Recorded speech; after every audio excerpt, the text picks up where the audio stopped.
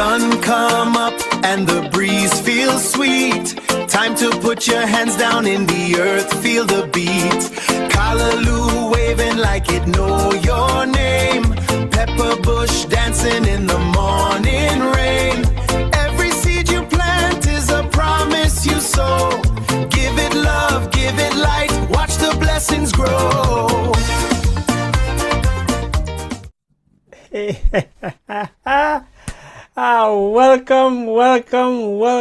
Welcome everyone from Seed to Harvest, the podcast where we learn how to grow our food. You know, I like that. So, can I play it again? Let me play that one again, man. If it's nice, we have to play it twice. And so let's play that again. I'm going to play it again. Listen again. Listen. Ayo, feel the rhythm now. Sun come up and the breeze feels sweet. Time to put your hands down in the earth, feel the beat. Callaloo waving like it know your name. Pepper bush dancing in the morning rain. Every seed you plant is a promise you sow. Give it love, give it light, watch the blessings grow. Hey, if you like that song, that's the intro song for this presentation. If you like that song, locate where your text is and put a Y in the chat. And I see the hearts going up. Chef Natalie, welcome back. And so if you like that song, I like it. That's the intro. And so welcome again from C. You know, I'm tempted to play it again, but I'm not going to play it again. And so welcome everyone. As I look at the list, we have One God Media on. We have Sister Carol on. We have Chris on. Welcome. Donovan, welcome. Elaine, welcome. Francine, welcome. Jennifer, welcome. Marva, welcome. Nadia, welcome. We have Marva, Nikki, welcome. Nadia, again, welcome. Paula, welcome. Sister Petal, welcome. Susie, welcome. Simone, Leroy, Brother Jack, welcome. Teresa, welcome. Thelma, welcome. And Wendy, welcome to this first episode of Planting with Dr. Carine Brown. Planting with Dr. Carine Brown. You know, this is a space where we are. This is a space where we slow down, get our hands in the soil, and rediscover something that many of us have lost. Our connection to the earth, to the dirt, right? To our food, and ultimately to our health. Because when you really think about it, every meal begins with a seed. Did you know that? Every meal begins with a seed. And when we understand how that seed grows, we begin to nourish our bodies in a deeper, more meaningful way. My name is Courtney Linton, and I am your host today. And whether you are planting your first herb or windowsill growing vegetable in your backyard, or simple curious about where your food comes from, you are in the right place. And I take a note here. We're going to repost the link, and I want you to share it with someone who is home looking at things that they shouldn't be looking at. They're home swiping and not learning anything, right? So today we have a very special guest joining us. Someone you know who truly lives and teaches this lifestyle. Dr. Carine Brown is a naturopathic doctor, and I'm going to ask her a question. An educator and a passionate advocate for natural living. She has dedicated her life to helping individuals and communities understand the powerful connection between food, lifestyle, and healing. Welcome, Dr. Brown. You're on mute. All right. Thank you so much for actually inviting me to this program. I am literally very excited to be here, and this is absolutely one of my favorite topics to really talk about. Awesome. And a lot of us might wonder, is this really your favorite topic to talk about? Yeah, so you know, gardening is like a part of me. It's my heart and soul. And it is what we do when the time is right in this part of the world, in the northern part of the world. But in the tropics where I'm from, is what people do every day. It's like, this connects us to our health, to our environment, and even our spiritual lives. And for me, it isn't just something that I studied, because this is something that I literally study. I actually grew up on a farm, from a very tender age, and I myself own a garden where I plant my own seeds, my own roots, and watch them grow. And just being able to witness that is something very powerful, just seeing life develop from a very very small age, and just watching seeds just manifesting itself, so that is something really powerful. Yes. All right, thank you, Dr. Brown, and welcome. Now you're looking at a plant, dear family. Look at that plant, and I want you to tell me what it is. Put it in the chat. Um, what kind of plant this is? Let me see who have been in touch with their fingers with the dirt. Let me see who has been in touch with the dirt. Put it in the chat. Put it in the chat and tell me what kind of plant that you're looking at on the screen. Fennel, someone says fennel, someone said dill. It's between fennel and dill. I wonder what it is, Dr. Brown. What is that we are looking at? That one is fennel. That one Then, is actually fennel. and what are some of the properties? What are some of the health benefits from this plant?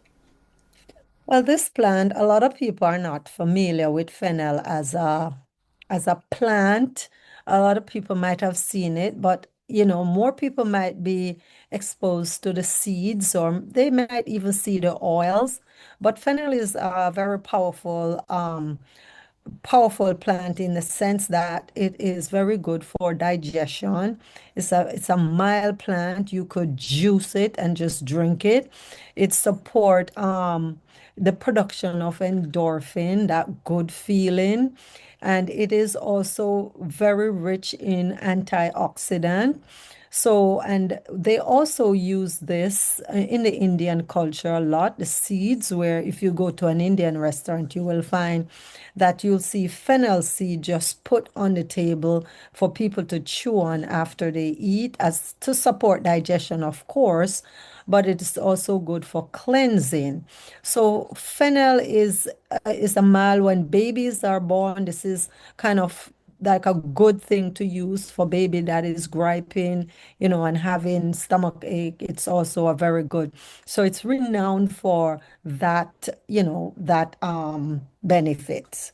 All right, thank you. You know, this is a gardening class. It's not a medical knowing benefits. So you got extras, and because you got extras just now, I want you to start share that link. Sister Mary, help me out. Sister Natalie, just copy that link, tech team, and just repost it in the chat. So let's continue. Oh, we lost Dr. Brown there. Well, I'm going to ask a question anyway. So I think you answer partially part of this question. Why should we listen to you? Yeah. Why should we listen to you? Oh man, I could rightfully say or pick up from where I left off earlier, where I say that I've been doing this from I was a child, and as I get older, the passion of actually stayed with me. Gardening is what we call it, but part of my entire life. I look forward to the days when I will just have my house will be a very small house on a big farm. That's what I want to expand it to. Now, after that stayed with me, I went to the College of Agriculture in Jamaica, which was Case at the time, and I actually did 4 years studying there, and then I went on to Texas A&M to study agricultural science. So that I have done quite. I taught agricultural science in Jamaica for about 14 years before coming into this country to work as a teacher, not teaching agricultural science, teaching science. So, it's been a journey. It's been my entire life. I continue to do gardening as I am in the United States now. So I have a garden that grows every single year. And sometimes I don't even have to do anything to my garden because one of the plants that really come back and dominate is the callaloo that we're singing about. So that's in a nutshell where it stands. And I actually, dabble in a little farming while I'm here, and when I go back to Jamaica for July in in the summer months. Yes. So, in a nutshell, that kind of respond to the question. Yes. All right. So as you see on your screen, that's a callaloo, and I have been to Dr. Brown. Call it a urban farm, right? It's very small, but you can find everything, and it's, can I say it's not organized? Oh yes, Let me. my garden can get very unruly because I have a serious problem containing the callaloo that comes up on an annual basis. It just does not go away. You could put 10 layers on top of that. They are going to come back. Right now, my garden is like a dump, a garbage dump. Because all summer, all winter, my greens, my organic matter, they just go in the garden. So I got to go out there and spend an entire day. And then after I plow the garden, everything just start growing without asking any question. And that's the problem.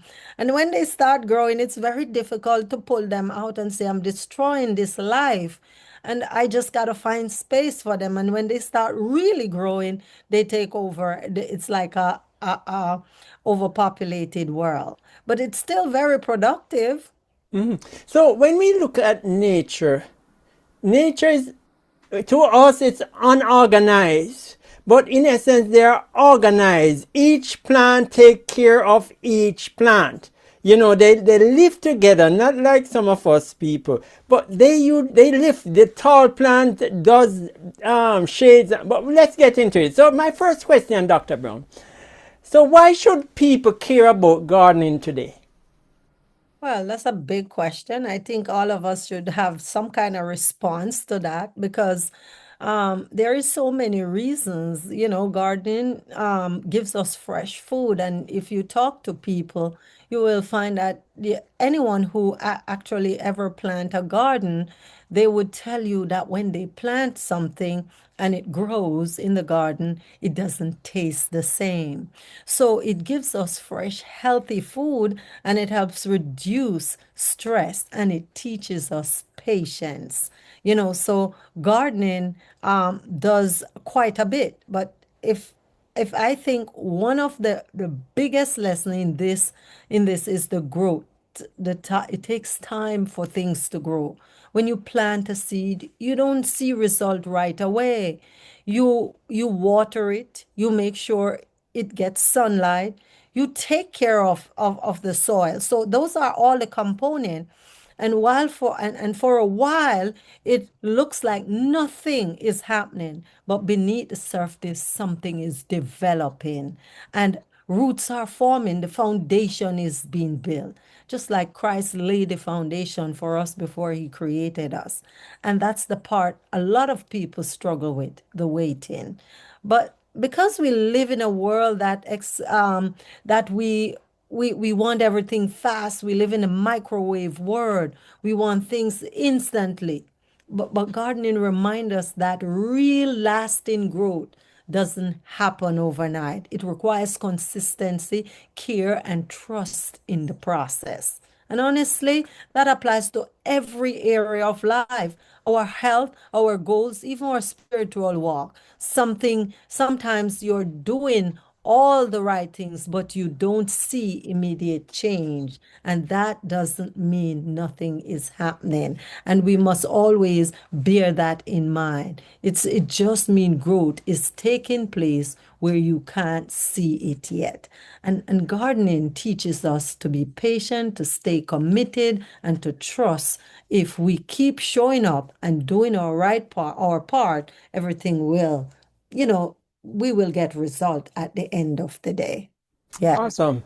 So, thanks for sharing. So, you remind me of Adam was in the garden. Well, he was not doing anything in the garden, and God took him and he turned into the second gardener, because we know that God was the first gardener.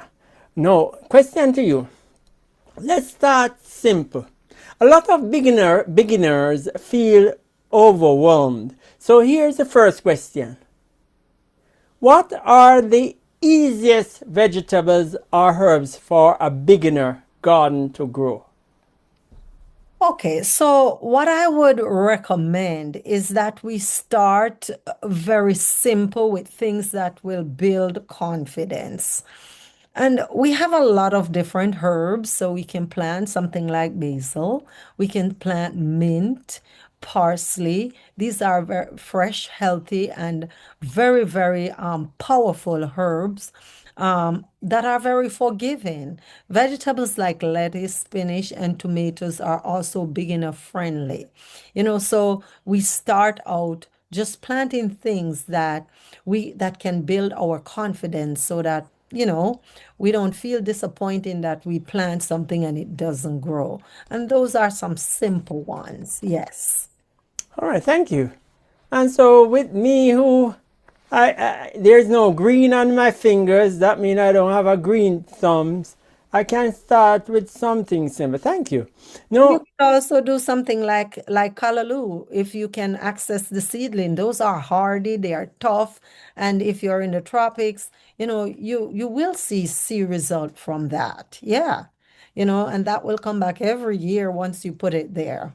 so I know where to get my callaloo seeds. So I'm coming over to get some of those callaloo seeds that are not going away.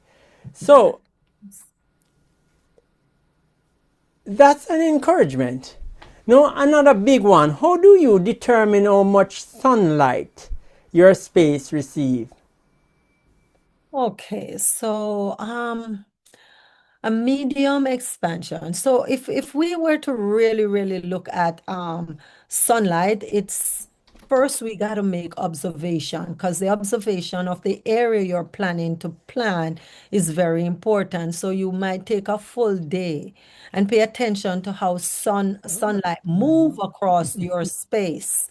And you got to watch it. So whether you're doing container gardening, you're planting in a box, or whatever you're planting in, if you have a space and the space is right there, you can't move it, and it is crowded with shade, then you might need to just cut back on some of the shade trees, because that's also a problem. But in general, a plant needs 6 to 8 hours of direct sunlight to grow strong and produce well. So if your space get less than that, it might affect the rate at which the plant will grow. Now, you can also choose plants that will tolerate shades. And your green leafy vegetables, they love shades. Your carrots, your beets, you can plant those. So there's no need to be in distress. You're in an area where there's not enough sunlight. Because once the sunlight comes out, it's sunlight. So you have quite a bit of vegetables that will grow very well in shaded areas. They like it when it's cooler. So that's something that you could also put in place as opposed to planting whatever randomly. You choose efficiently what you're going to plant in the area. Yes. So far we have looked at the easiest thing to grow, and we also look at where to grow when it comes on to sunlight. No, this question is from one of the tech team, Sister Mary. Let's talk about soil, because I'm hearing that's everything. It is important. What type of soil do you have, and how does it affect plant growth? Okay, so soil, does this remind me of my soil science class when I was going to college. Now we have the clay, which is the very heavy claddy. This type of soil is it holds a lot of water and it doesn't drain easily. So a plant, a soil like that's one soil. It stick together when it's dry, it could break anything. It's like a rock. So that is clay soil. Okay, so we have the sandy soil that drains very quickly, and we have the loam, and that is a balance between the clay and the sand. And the loam is very good. It holds moisture, but not too much like the clay. So the loamy soil is a good soil texture to plant on. And it doesn't matter what soil you have, because you can integrate organic matter. If you have a soil that is extremely sandy, you can put your organic matter in there so it doesn't drain the water too fast and it holds on to a little bit more moisture. And if you have a clay soil, you could also do the same to break those big clads of clay. So you could add the organic matter, that your compost in it, to change the texture of it or to make it more pliable for the roots of young plants. So it doesn't matter. But and those are the basic type of soils. And even more important, we have what we call texture, and texture is important, but when we think about that, the pH is also a very, very important variable that we need to take into consideration when we're planting our soil. And the same pH tester strip that we use to test our saliva, our urine, can be used to test the soil, because most plants will grow in a pH that is neutral. So that's which is about 7. Now, pH control how nutrients behave in a soil, and that's why it is important. Now, you can add compost and fertilizer and all the right things to anything that you're planting. But if the pH is off, those nutrients become locked in the soil and unavailable to the plant. And that really makes it very, very difficult. And then your plants can look stunned, start turning yellow, which is a nitrogen deficiency, or the roots are not developed, which is from potassium or phosphorus deficiency. So it is very important that we analyze the pH, and you could do that by just putting some of the soil in some water and shaking it and test the water, and that will literally give you the pH of the soil. So that is important, because we don't want to be adding compost and fertilizer. And then another thing that we also need to bear in mind, that some compost, that when we add these to the soil, it can cause the soil to be very acidic. So if you have too much organic matter in a soil, depending on what you're planted, it can make it very acidic. An acidic soil is very difficult to grow things. There are a few things like blueberries, they love soils that are acidic between 3.5 to 5.5. Most vegetables that we grow will grow in a pH of 7, 6 to 7, and herbs and greens, they thrive in a more neutral environment. So we want to be aware of the pH of the soil, because the pH determine the nutrients absorption, and nutrients absorption also implicate what we get from the plant that we put in the soil. So pH, soil type is very important when we're putting in crops in the soil. All right, so just to expand on that, Doc, thanks. I thought you just plant it and it just grow. You don't have to worry about all of these stuff. But say, so we're here in the United States, right? And individuals might need to know, okay, what kind of soil? Because I'm going to Home Depot. Everyone I think goes to Home Depot. They don't go to the local garden store because sometimes they don't have a local garden store, and so they go to Home Depot. What kind of soil would you check? Because they have all kind of different type of soil. What is the best soil? If you were going to Home Depot, what soil would you have bought? So when you go to Home Depot and you pick up, they have what we call potting soil. And that is kind of very balanced. And if you look in the potting soil, you would see some buffers in there. They add some kind of nutrients. You'll see some little white things in there. Those are like, they put different things to balance the soil. So those soil come with the components that the plant need in order for it to grow. Predominantly, you're planting vegetables. They also have some of the some that are much stronger. So it's not just potting soil. This is like the compost itself that you put after you put it in the potting soil. So they kind of balance them out. They already did the hard work. So for people who have a little plot of land in the back of their yard and they want to plant, sometimes what they do is buy this potting soil, and either that acts as a binder or a separator. So if it's clay, when you put it in, it will separate. But if it's sandy and it will come together. So that really works. They have the compost, which is much heavier and more moisture. So they put nutrients in it, maybe, or the nutrients is already in it from the breakdown, and it's like a tea to put on the plant, so it is released when you water it, and the plant access that nutrients. Yes. All right. So I see we have two questions. One of the question, I'll take the first. Can I say that? I take the first. So someone asks in the chat, what's the pH? And from the information, the pH depends on what are you growing. If you're growing vegetable, it should be 6.0 to 7.0. If you're growing blueberries, we prefer more acidic, which is 4.5 to 5.5. And for herbs and greens, they strive near neutral. So they're right there in the middle. All right. So you can do with information like Google, you can search and you can ask the person who you're buying the herb from.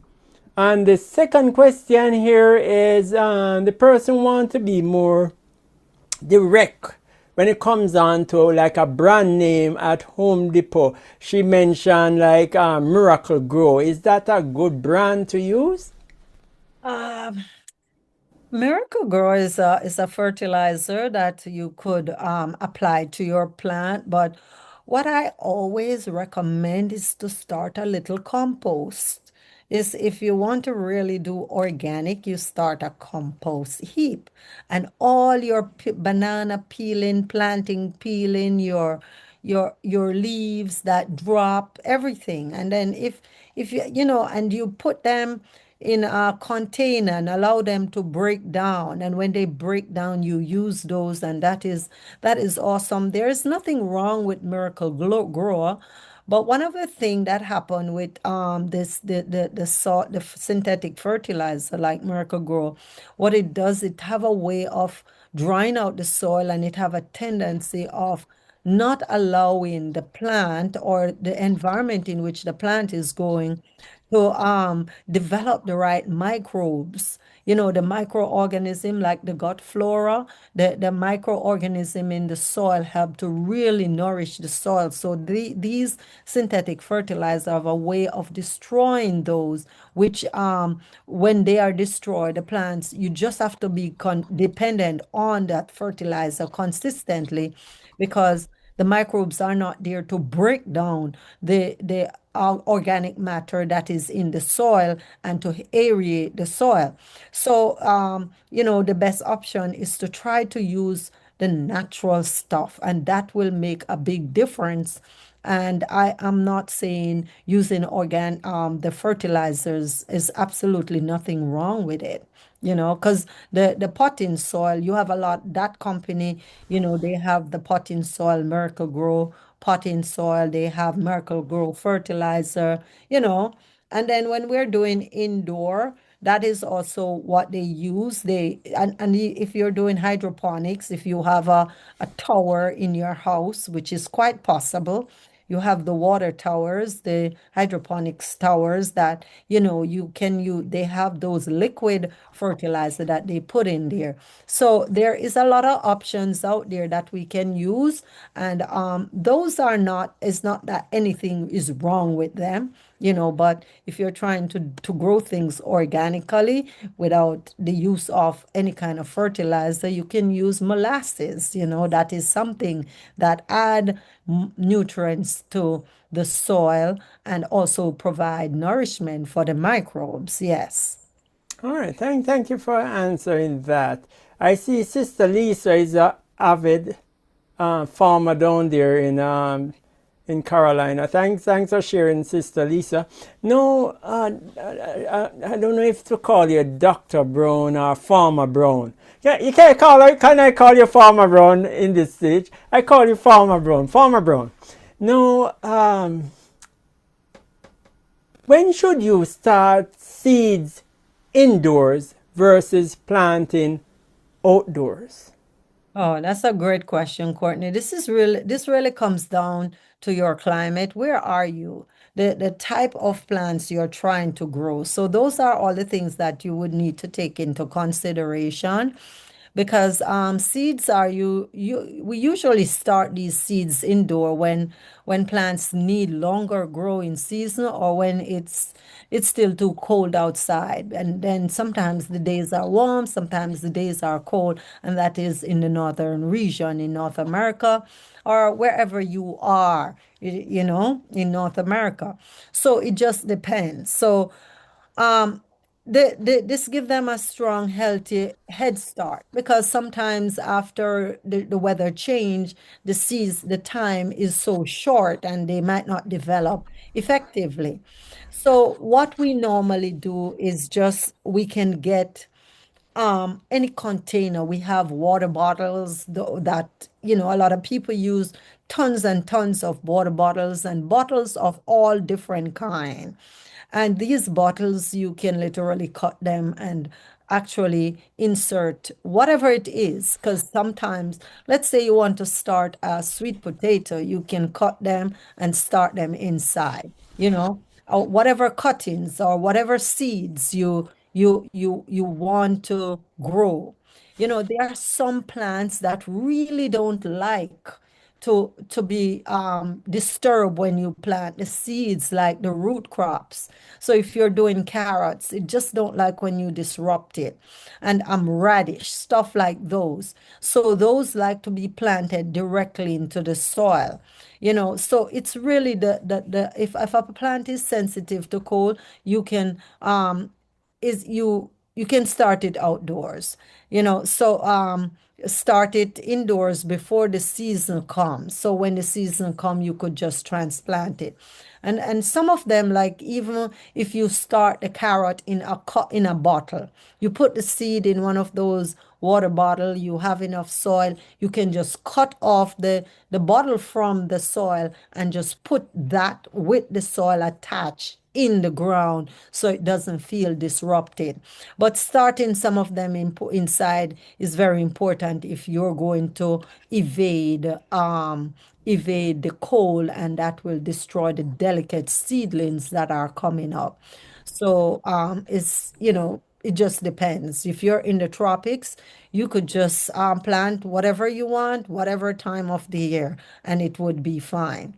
Just that you might have the short days crop, you will have those things that you plant. But now even sorrel, the gungo peas that people used to plant, and now you have those variety that grow all year round. So there's those are no longer, they have the varieties that doesn't respond to the length of the day anymore.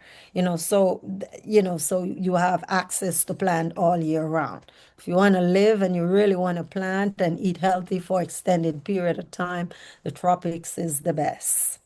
Awesome, awesome. Thanks for sharing that. Now we have Sister Ellen question here. How do you use the molasses? And I know molasses is gonna be an expensive item. You'd have to get it directly or find inexpensive way. So the person is asking, where do you get the molasses, and do you dilute it in water? Absolutely. So you buy the molasses and you dilute it just like you would make it for your own drinking purpose. And they can also do the same thing with the compost. You can dilute the compost, put the compost in water and mix it up, and add some molasses to that, and then you use that like a tea for the plant, and that will support the microbes and it support the plants. The microbe, you support the microbes, the microbe break down whatever in the soil, and it also add nutrients when its waste product is, he eats and release the waste product. The other microbes, they just break them down like the bacteria, which we cannot live without. So it's like you feed them, they take care of you. So that's how it works. All right. Thank you for the question. So what have we looked at thus far? We have looked at when to plant, we have looked at where to plant, we have looked at how to plant, and we are going to plant now, right? And so my question to you, Dr. Brown, what are the basic tools every beginner should have? Well, it depends on well, if you have a cutlass or a machete or machete, then Wait a minute. What is this machete family? What is she talking about? Machete and or cutlass. What cutlass or is that? any one of those. What is That's it? that's a Is it a beginner. big knife? It's a big knife, yes. Yeah, yeah. So, and or you need a hand towel, your watering can, and that's like basic. People, you need a fork. If you don't have that and you have a cutlass, you could dig up, or a big knife, you dig up wherever you are. You just need basic materials to work with. Sometimes we might think we need these fancy, expensive things to plant. You could just use bottles if you don't have anything else. Cut the top of the bottle, just you just have so much things that you can use. So we can do container garden, we can do vertical garden, and that's maybe a subject for a different day. However, there are so many different ways that you can grow something. That is, if you want to grow it. Yes. So I would just stick with the basics. I like to touch the soil with my hand. Some people feel they must put on a glove. I don't think so, because I want to make that contact. I want to connect. So I like to put my hand in the soil. So that's what I do. So you need the basics. And you go to Home Depot, there are a ton of tools that are there, but none of those tools are apps. All of them is not absolutely necessary. You can substitute them for everything that you have in your house. You know, yeah, if you have a piece of land in the back of your yard and you want to fork that up, you will need a fork to do that. So but you just need the basics. Yes. If you want to cut something down, you need a long machete or a knife. Yes. All right. Thank you for sharing that. Now, on the screen, just a icebreaker. There are, what is that we're looking at in the chat? I want you to put, what are you looking at? I'm seeing three clear items in the picture, right? Put it in the chat. Let me see if you need more lemon in your eyes. We see color greens, right? Is that color green, Dr. Brown? Absolutely. All right, what else is there? I see a flowers, something on the right hand side here from the picture with yellow and green. What is that? It's not a peppermint. Let's see if the audience know what it is. Fig? Is that a, I know fig. Dr. Brown, tell us what that is. That is actually a mint. Yeah. It crossed my mind just by the leaf, but I have not seen a mint like that with the yellow going around it. A variegation of mint man, and sometimes they cross over because it's not normally green like that. It just crosses over. If you put the variety in there, it just cross over, and then sometimes that happen in the season when you're planting. Yeah. There is something else there that I'm seeing in the background. In the back of this, that is also Uh, this. uh, what is that I'm seeing in the background there? Anyone see what I'm looking at? It contrasts and it's the only thing that is different. What is that, Dr. Brown? Looks like a tomato, right? Yes, that's a tomato. All right, so we are still seeing properly. So let's continue the conversation on planting. If you have been learning, put it in the chat. So my question to you, Dr. Brown, how can you create a productive garden in a small space? Okay. So that's really a great question because a lot of people are of the perception that not having space is a limitation. But sometimes you'll be surprised, to find out how much you can do with a little space. And it doesn't have to be a 10 by 10, it could be a 5 by 5 because you could go vertical.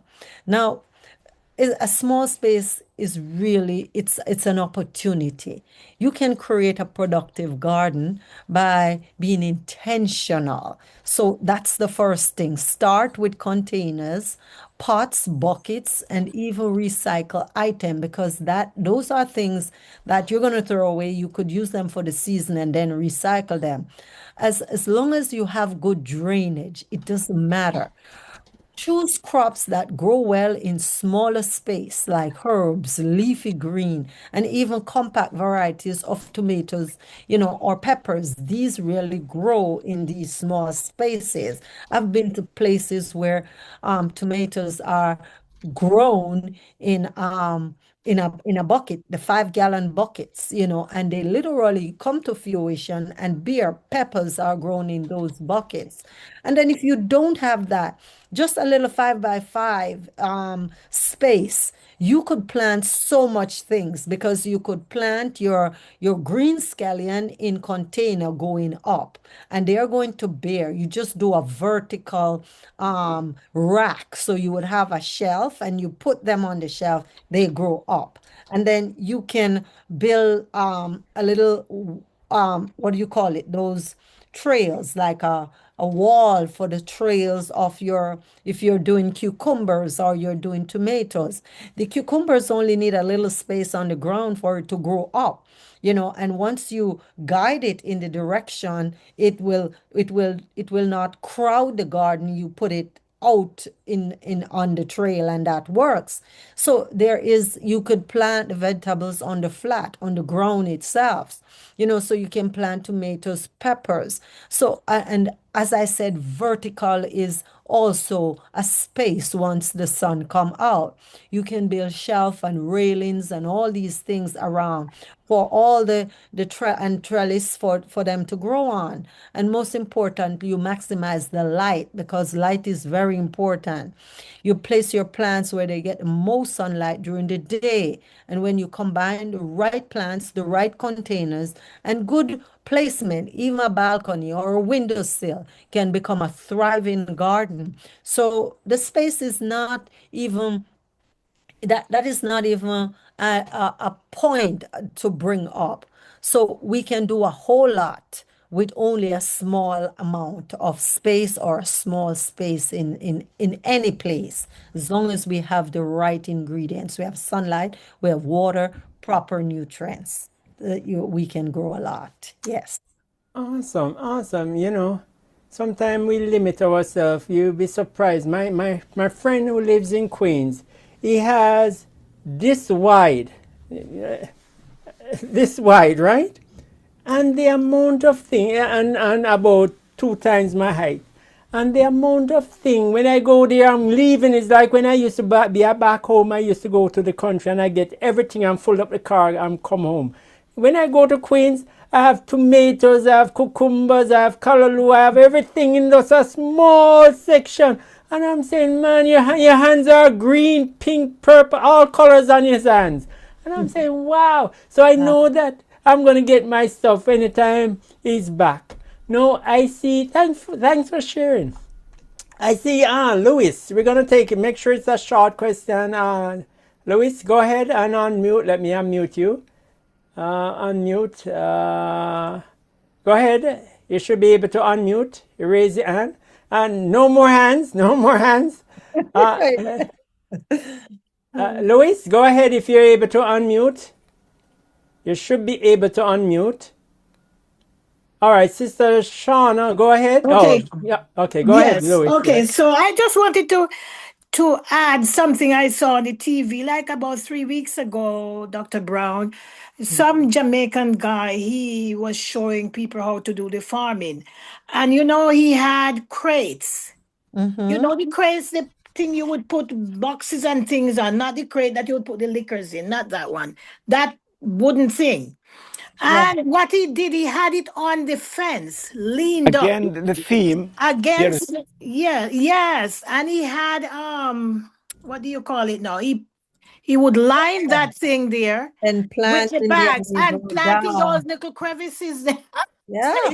What? Awesome. Yes, so I thought I would add that. And I think that's so easy. People with small space could just put it against your fence, and you Mm-hmm. have tomato growing up because of the photosynthesis, it would go up for the light. You know, so like you put your tomatoes, you make holes between those little holes and Mm-hmm. put your seed in there. You should see that man's place. I was alarmed. So I thought I just had add that to what you're saying there. Awesome. Awesome. All Yes. right. Thank you for that question. We were It's not a watching. question, it's an Sorry. addition. Thank you. Thank you. It was I was playing that video that if my tech team can spotlight me, I was sharing that video the earlier where the gentleman was planting. Thank you. No, Sister Shauna, go ahead and open your mic and share, please. Oh, hi. What do you do if you live near a farmer who is not organic? Is there anything you can do so that your area remains organic? And can sugar be used to make things organic? The earth. Mm. Okay, so it just depends on, I mean, if the farm is not organic, and I am sure you're alluding to the use of extensive fertilizer and pesticides and actually gramoxone and weed killers like those. I think that's what you're referring to, right? And then sometimes they are planting crops that it just depends on what they're planting. If you plant something that is similar, you're going to have cross-pollination with those things. So what you would need to do, you would have to I don't know if your house is surrounded by the farm or the farm is on one side of our side of your house that is close to the farm. I'm not sure how the structure and the location, but you could always orientate away from as much as you can from where that farm is, and you could choose to do crops that is not going to overlap or crossover, or you're going to have cross pollination, from that farm to your farm. And all I can say is that you could do the best you can. You can build areas that kind of block things out. Some people use greenhouses. I don't know, that might be an expensive, venture, but you could create greenhouses or right, kind of surround your plant. Find a blocker that surround it so that you're still going to have drift, but you can reduce that from full-blown drift that will come across into your area. So that's something that I could say, that will help. I don't know. I've never really explore using sugar because sugar is not very nutritious. It just have glucose. It doesn't make things organic. Sugar is just glucose and it doesn't really convert or change to anything. And you normally use sugar and water to feed aphids that are breaking and destroying your plants. So if you put some sugar or mix some sugar with water and pour it at a root that is contaminated with aphids, then you're going to find that the aphids will feed on the sugar instead of on your plants. Yes, so I think I did answer all of your questions to the best of my knowledge. Yeah. So Dr. Brown, just to add, I know you can plant certain trees that, like, I know one of my coworker, before he does any planting on the perimeter of his property, he plants certain trees or plants that grows together, grows tall, and blocks out, make like a herbal wall around the property. Perhaps you can do that also, to limit airflow. I'm not sure if it's going to limit like when the chemical goes into the soil, and that might leak over the pesticide and all that stuff. But I'm sure that's not a new question. Somebody already did it, and they can share with you what they did. All right, thanks for that question, and thank you for responding, Dr. Brown. I'm looking at Chef Natalie, and Chef Natalie, sometimes people just show off. She said that my mom has soursop tree, pawpaw tree, thyme, leaf of life, sweet potato, ginger, lemongrass, dragon fruit, callaloo, all in bucket. Can you imagine that the soursop tree is in a bucket? She has no soil in her yard, concrete, only concrete, and so that we mean we don't have no excuse. This young lady, has no soil, only concrete, but she's able to plant. So we have no excuse. All right, let's go on. Let's move on, Dr. Brown. I see we're on the hour. We're going to beg you some more time. Let's move on. All right. How do you avoid overwatering or underwatering? Well, the best way to do that is to stick your fingers in the soil. That's the best way. You got to put your pure hand in the soil and test the level of moisture. Sometimes we overwater and we drown the plants. So all you got to do is just put your finger in and see if it's dry to where your finger can reach. It's just like an inch down, and if it's dry to that point, you water. And if you have moisture, you just don't water. Yeah, that's basically what it's as simple as that. Awesome. No, we spoke about fertilizer, and when we hear about fertilizer, we hear chemicals, right? Now, what natural fertilizer can we use instead of chemicals. Just before you answer, in nature, we don't see any fertilizer, anybody walking up and down in the forest fertilizing anything, right? I don't remember seeing someone get up in the middle of the night, hiding, and then putting fertilizer on the plant. How does that plant survive? But coming back to the first question, is there any natural fertilizer?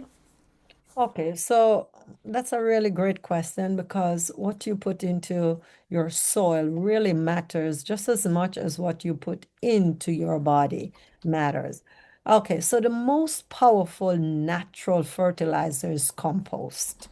And somebody might ask, what is compost? And compost is all the materials that you use, the waste from what you use as foods. Okay, so you peel your bananas, you peel your plantings, you peel your yam, whatever you use, you peel your oranges, you peel whatever peelings and things that you choose not to eat because not like they can't be eaten.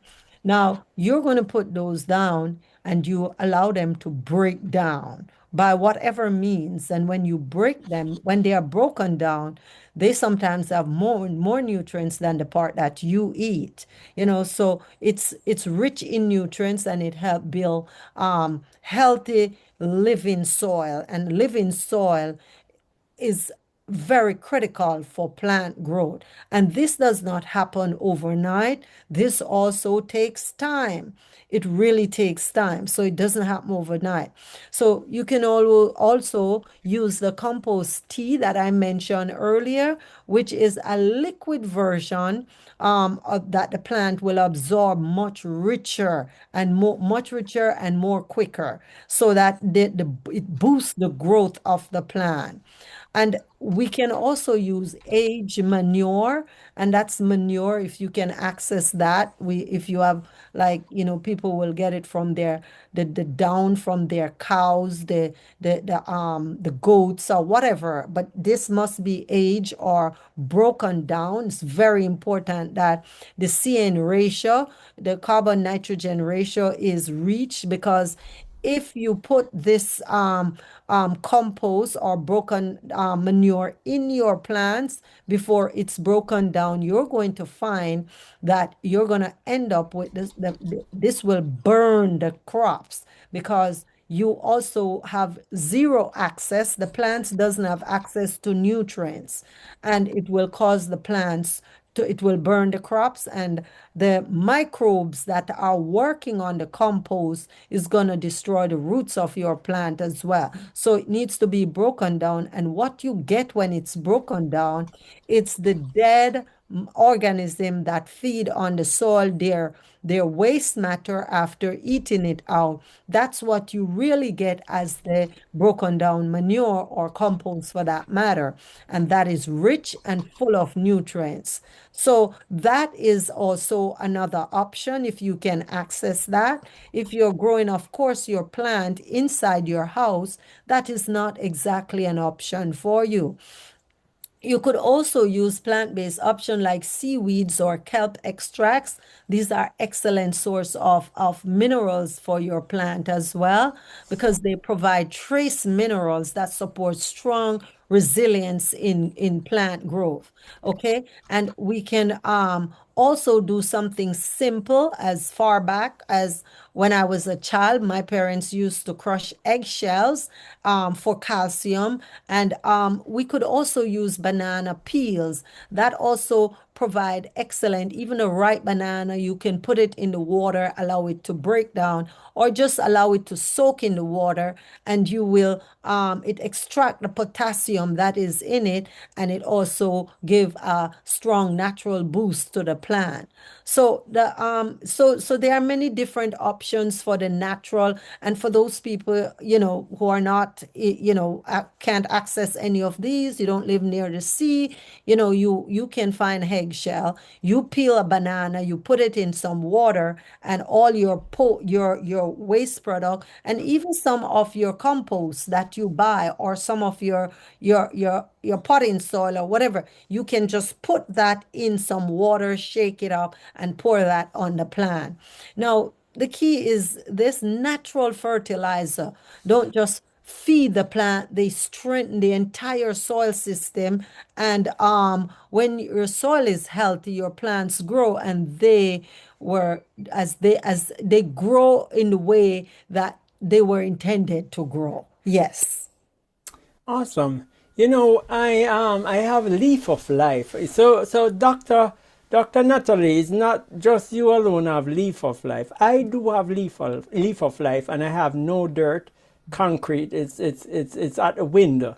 But they're not doing good. And so I peel my banana, right? Ripe banana, and I say, okay, all right, let me just put it in the blender. So I put my peeled banana in the blender. I add water to it, and I had my lemon left over, and I throw that inside here, and I just blend up everything and just throw it inside of that container. Is that good, Dr. Brown? That is absolutely good. It's just that, in the breaking down process, you might find that you will be dealing with some flies that come out of that, so if it's indoor, but that absolutely nothing wrong with that. You could blend stuff out, you have more surface area, and the breaking down process take place much faster. Awesome, awesome. So I'm learning. I'm experimenting. All right. So in the chat, I see that we have Sister Black flies are what actually break down the compost.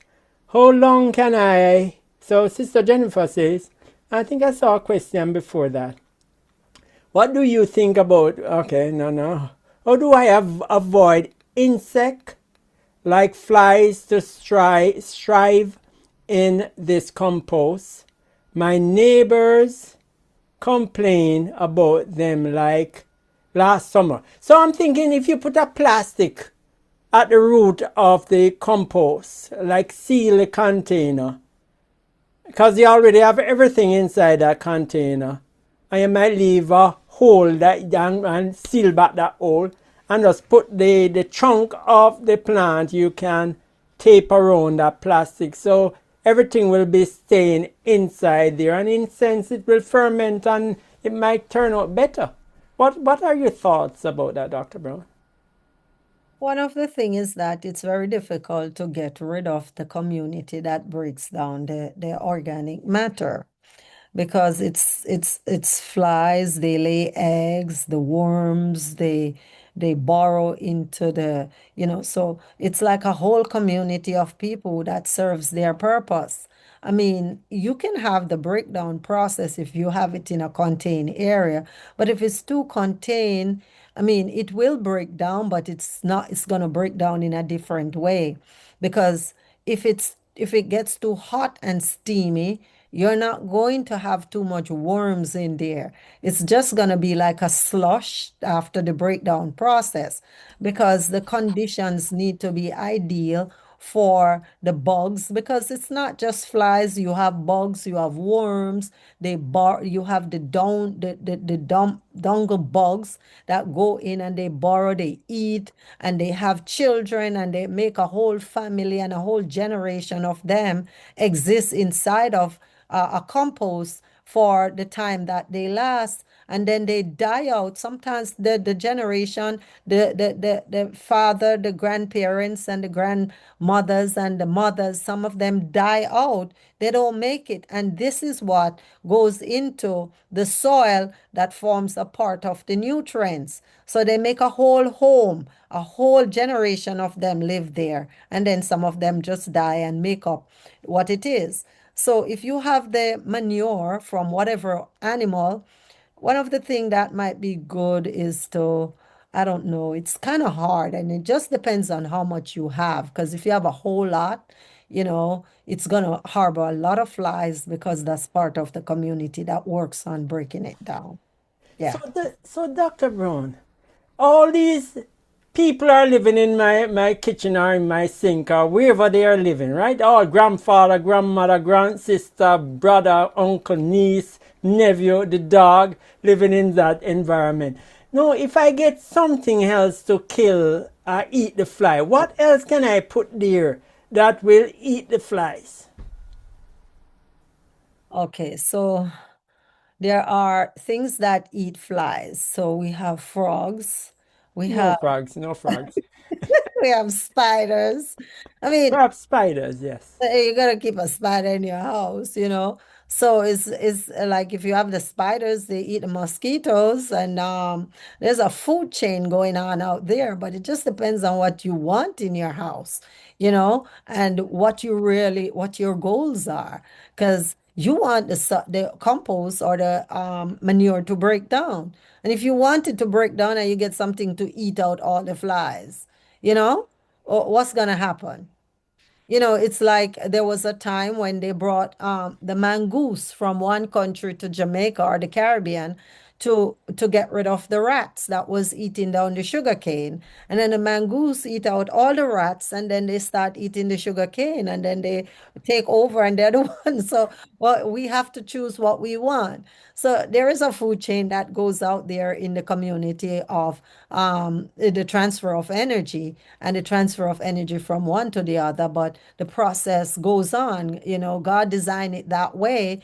So, because there's no other way for these to break down, you know, because the ammonia content in any kind of manure is very high, and you can't use it like that. And if it becomes a slush and it's not broken down, you're not going to get the result that you're looking for. Yeah, it's only got, if you leave it there, the rain is gonna beat on it, and if nothing is catching it, no life is in it, then it's just gonna be manure that's beaten out by the rain, wash out, and eventually the what do you call it? The elements of the weather, the rain and the sun, you know, will kind of soften it up over a period of time. Yeah. All right. So thank you for answering that. So I think it might be easier for we stick with the flies, right? We're gonna stick with the fly. We're not moving from the fly. Now, what you're looking at. So my friend who I told you that he has that short distance from top to bottom, that's all he has in his backyard, and it goes along his back fence. And so he was able to grow all of these stuff that you're looking at. I sent him a WhatsApp, and he sent me these. This is what he has in his backyard, right there against the fence. You see what he has, Sweet. right? Oh, you see that? Oh, beautiful is that, Oh right? my. So the bit of that, Dr. Brown, that's because he has grass and he's not giving up the grass, right? And so he has that back section for that food, and you look at it. Oh, isn't those what's that? What color what's that? Cabbage, right? That looks Purple like, yeah, cabbage, right? yeah. Yeah, it looks awesome. Look at that. He has everything in that small section. Pumpkin. Look at that. Callaloo. Everything is right there. Oh, isn't that beautiful? Yeah. Oh, he loves those. Those are cayenne pepper, right? It's Ca- same family. Mm-hmm. Those are one of those dangerous pepper. You know, they have like the ghost pepper that is, man, that will burn everything out. And so this is his little area. So this container there, look how beautiful, colorful that is. That's what he gets in his backyard. That's your takeaway. Oh my So that means goodness, a lot. Sweet we potato. he Wow, has corn up there, my right? goodness. And so what am I saying? We have no excuse whatsoever. I want you to, until we do the next program, I want you to make sure that you start something, even to get a container and put some dirt in it, right? Even to get a container and put some dirt with it. All right. We know we need part two. So let me ask, and I see all the questions in the chat. I saw your question, Donovan. Now let me just answer Donovan. I'll allow you to answer Donovan. He's asking, only raw waste or cooked food waste? So he's wondering into the compost, what is best? Or anything that is waste except plastic, pan, glass, artificial waste. Yes, so I mean, any kind of waste, as you know, the ones that are decomposable within the time frame, because you don't break down plastic on it. You could even put cardboards in there as long as you can break it down because it add buffer. It just not really, maybe you might not get as a lot of nutrients, but it's like a buffer and it does help to hold moisture in the soil. So those are usable. You break them up and when you're trying to do it, especially when the time gets really hot, you have to keep adding moisture to it so that the moisture can, work, the organism in it can work to break it down. Yes, so it's just all organic waste. Your chicken bone, for those people who chicken, fish bone, all of those things, you can grind them up, whatever you cook, and it's good. It all goes back in the soil and adds some kind of nutrients. Yes. You just have to learn to contain it so that it doesn't, depend on where you are. You can get a good drum, like one of those barrel, and you can put it in there, but you got to bore holes at the bottom just to make sure, that it's aerated and drained. Some people don't bore the hole, they allow the water to stay, but they leave it open so that it can evaporate. Yeah. You're on mute, Courtney. Thank you, Dr. Brown. So we are at a crossroad here because I see the chat. Sister Murray, tech team, we need your help here. I want you to go over into the gardening group. We have a garden group. I want you to go over there, capture the link, and we're going to drop it here. And so you can join, because all these questions, we can do follow-up answer to these questions, because we are not there yet. So we're going to have to do a part 2 and maybe a part 3 or 4. But let's ask a few more questions. We're going to close up in a few. Question: what are the most common pests? I think we touched it, but let's expand more on it. What are some of the common pests, and how can we manage them naturally? Okay, so pests have been with us from the beginning of sin, and they will continue to be with us. And some of the most common pests that we actually deal with in our garden, we have to deal with things like aphids, white flies. So when you plant your cabbage, you're going to see these white flies. And if you don't know how to deal with them, the white flies are going to stay. They eat your cabbage. Every fold that you fold, you're going to see their marks on it. They eat out the cabbage. And then you have caterpillars, you have slugs. You also have some mottlings that we see on the plant itself, and these are from microbes that might be in the air. Sometimes you plant your tomato and the leaves just shrivel up, and it's not opening up for the surface area for photosynthesis. And tomatoes and sweet peppers or peppers are from the same family. They are Solanaceae as well as Irish potato. So if you choose and you plant all of those and you start having an invasion from a microbe, then what is going to happen? All the leaves of all of those will shrivel up. But those are the common pests that we might see in most of the garden. There might be others, but the common one that likes to eat down our vegetables are those. So pests usually show up in our garden when we have some kind of imbalance. So instead of trying to eliminate them, we can focus on restoring balance in the garden. You can manage them naturally in a few simple ways. So you can spray with garlic and a mild soap. And soap is like a sticker.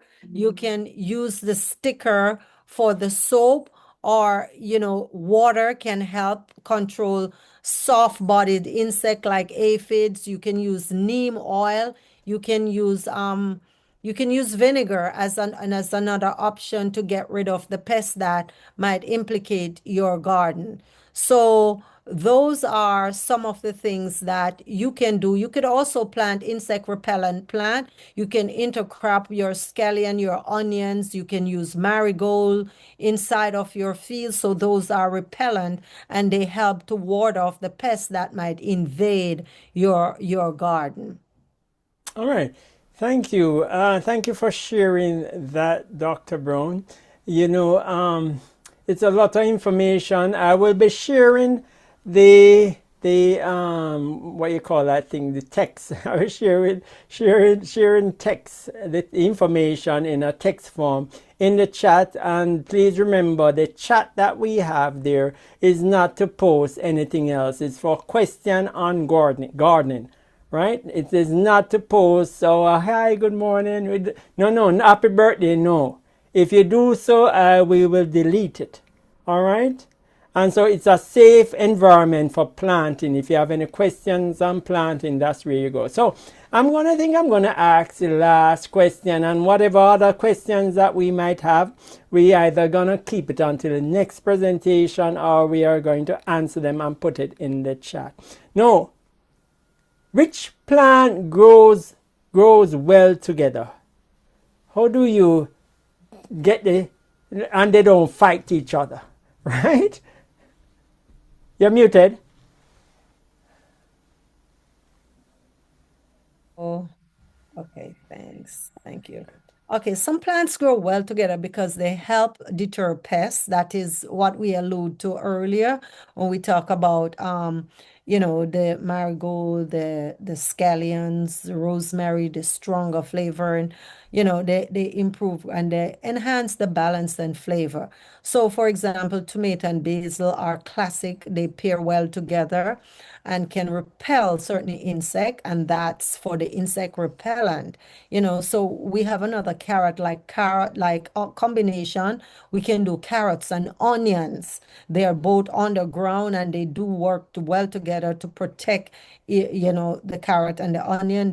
It's a insect repellent. So these are two companion. And someone said marigold did not work. Marigold work to a certain extent, but if it's not working, then the pairing might not be the best option. Marigold might not be the one that worked for whatever you plant it with.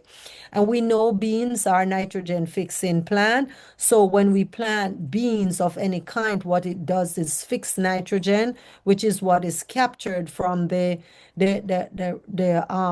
lightning that flash. So they have a nodule on their roots that fix the nitrogen in the soil. And when we plant the beans, it helps to replenish nitrogen in the soil, which plants will benefit from. So you can, if you want to plant corn, it would be good to plant beans with corn. So when you plant your garden, think of it as a community. Each plant has a role, and when they are intentionally placed together, what you will find, they help each other to thrive. And that's the beauty about working with nature. Everything is really connected. So we want to really strategically think about what we're planting, when we're planting, and how we're planting. All right. So I see we have a few questions, so we're just going to run through it, right? My question is, next question, how do you harvest and store rainwater?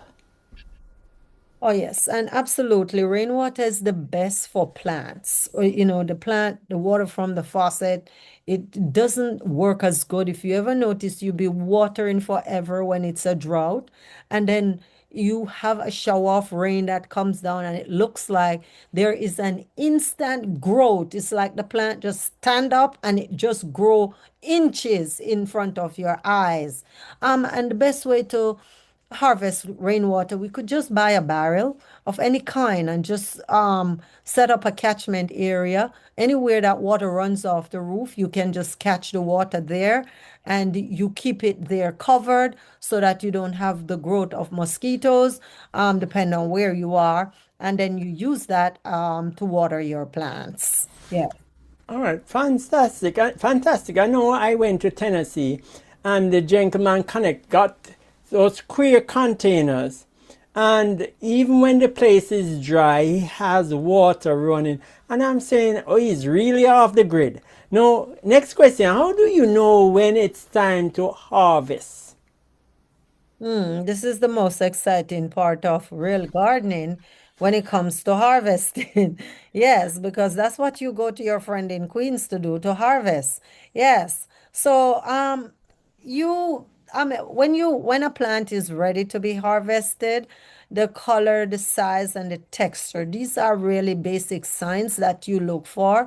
Most fruits and vegetables develop in their full color when they are ready. Like tomatoes, they turn deep red, or peppers become very vibrant, and it looks very, it speaks to, it tells you that I am ready, pick me. Some of them, their leaves closest to the plant will start turning yellow, so you know it's time to pick it. So their natural size is one, as I said, their color, the texture. If you're looking at leafy green, vegetables, we don't want to wait until they get real hard and tough. We want to pick them when they're really green and in their best. You know what you plant, what it looks like.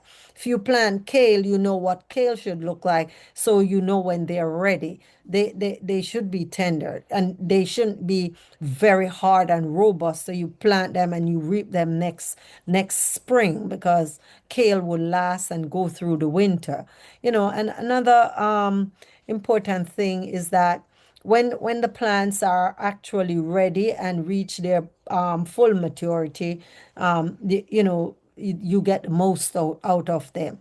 So picking at the right time encourage the plant to, it gives the right nutrients. And if you pick it like green leafy vegetable early in Northeast America, you will get more growth. So like kale and colored greens and so on, if you pick them before they're old, then it gives more opportunity for them to continue producing more leaves. You get the best flavor when you pick them, and the nutrients is also just right when you pick them at the right time. All right. Thank you. Thank you. So it's not just planting, but when you reap the plant, right? Now, next question. How do you maintain soil health year after year? And as I have exhausted in earlier question, maintaining healthy soil year in, year out is about keeping the soil alive. First, you want to continuously add the organic matter to the soil. You can throw it out there, when the planting season is out. But there are some people who don't live in an area where they have continuous planting season.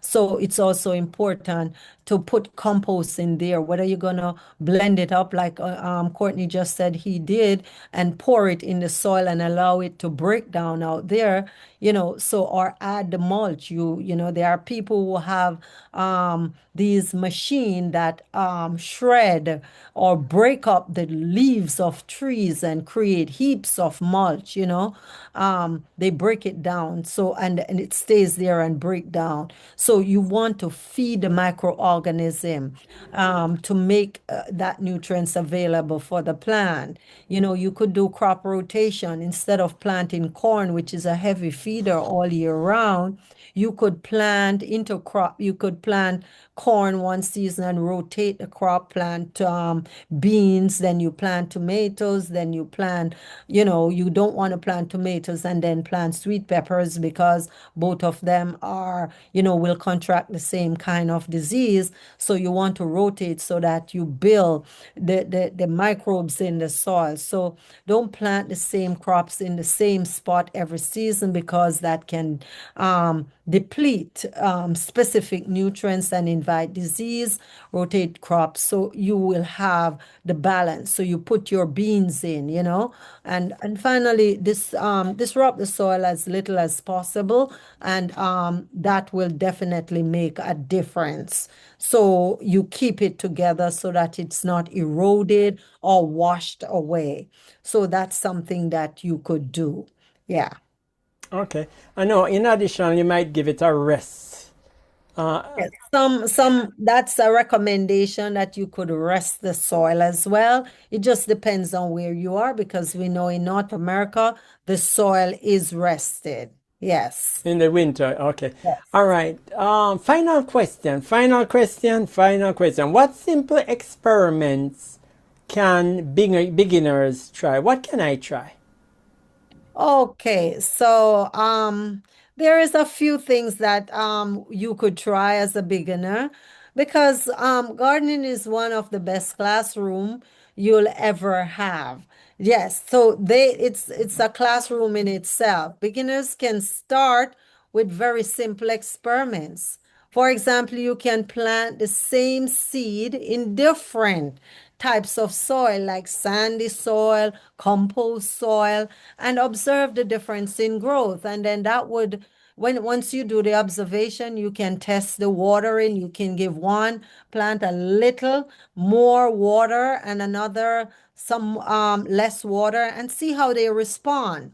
And when you do in your observation, and you could also test the how they respond to light, full sunlight versus partial shade, and compare that compare their development. And another one is tracking growth. Measure your plants every day. So you measure the plants every day as they grow, and quickly that will give you an idea of how. So these experiments help you to understand how factors like soil, water, and sunlight affect plant growth. Okay, Awesome. so those are some of the things that you could run a simple experiment on. So you're not just gardening, you're learning, observing, and becoming more connected to life and grows and how things grow. So that is very important. So we could try that. That's something you could do. And then Yes. be actually learning what will work. Yeah. Awesome. So, thank you. This has been an incredible, Dr. Brown. You have made garden feel exceptionally and powerful. Put it in the chat if you agree with me that you have learned a lot and you are planning to start something and you're going to take your phone and take pictures like all my friends send the pictures to me. You are going to keep those pictures, and at the next presentation you're going to bring those pictures up where you started and the difficulties and all of the obstacles that you face, and also you're going to send me some of the reaping plant when you send. So thank you, Dr. Brown. Anything last you want to share, Dr. Brown? Well, I just want to encourage everyone to actually do some gardening because you will reap the benefit. It's gonna make you feel happier. At least even if you get one container, even a water bottle or two water bottle and plant something in it. Even if you go to the store and you buy those green scallion, put one in there and plant it and watch what happens. You might love it. And some of you might have some things that just start growing because it's the season to grow. And take a picture of it, share it in the chat. So we are doing this together, we're working together, and we are planting together, and we are reaping together. Yes. Awesome. What I'm going to encourage you to do. Before we go,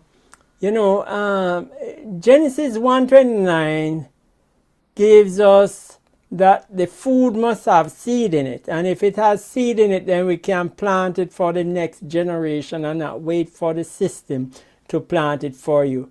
And so we're gonna close up, but before I close, I'm gonna play you a song, one of my favorite songs that was created just for this presentation. And let me just remove myself and remove Dr. Brown, and we're gonna play that song. Feel the rhythm now. Sun come up and the breeze feels sweet. Time to put your hands down in the earth, feel the beat. Callaloo waving like it know your name. Pepper bush dancing in the morning rain. Every seed you plant is a promise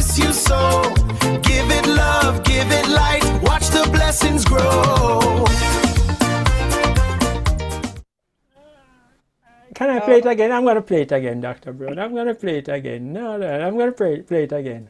Ayo, feel the rhythm now. Sun come up and the breeze feels sweet. Time to put your hands down in the earth, feel the beat.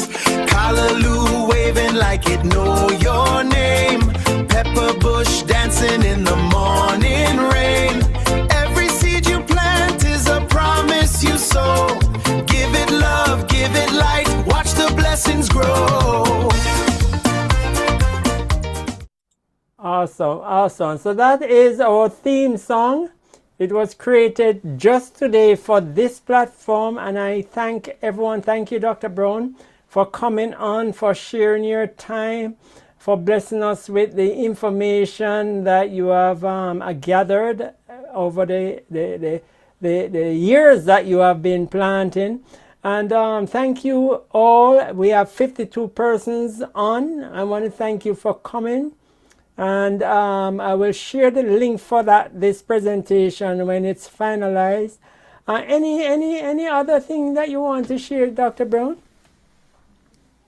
I think we can call it this for the day. As I said, all I'm encouraging each and every one to do is to plant something. Make today a planting day, or just plant something inside. Sow some seeds.